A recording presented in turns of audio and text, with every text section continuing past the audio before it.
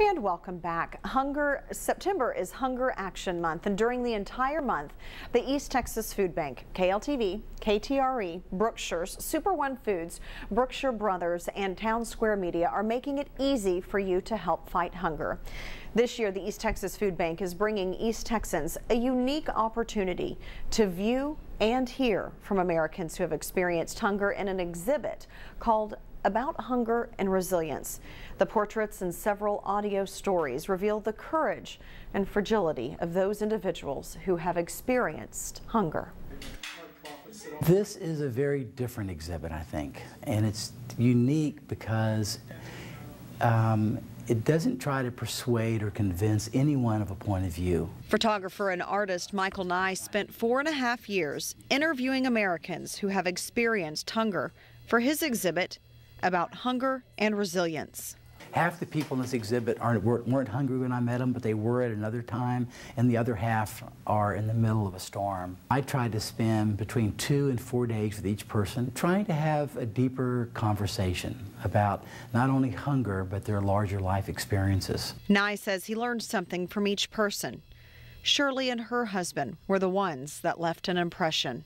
When I met them, they traveled 6 miles on less than a gallon of gas and a 1 flat tire to Winn-Dixie to get sample cookies and coffee. That was all she and her husband had for 2 days. It was just such a profound voice, an original voice. Not complaining, not feeling sorry. And the first thing she said is, "I've never met a man that worked harder than my husband." That was the first sentence she said.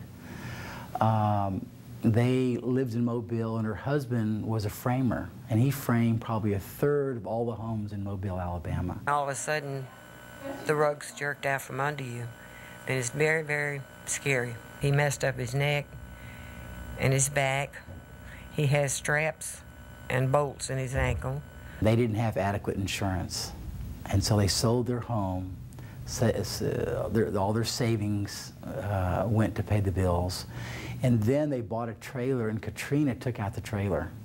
And so then they rented a trailer. My children, I think they care, but they have their own lives. They have children in college, and they have to work for a living, and they're buying homes. We're lucky if we get a call once in a great while, and I really don't know what the answer is. I think maybe they are ashamed of the way we are living, and they just avoid us because of it. They don't want to feel guilty. She said, I never expected this would happen to us.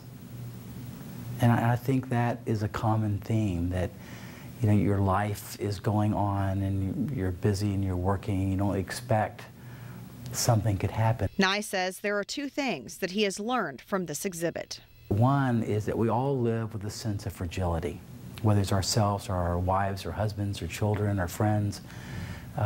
Disease, natural disasters. And also, this exhibit is not about them or us, it's about our joint humanity.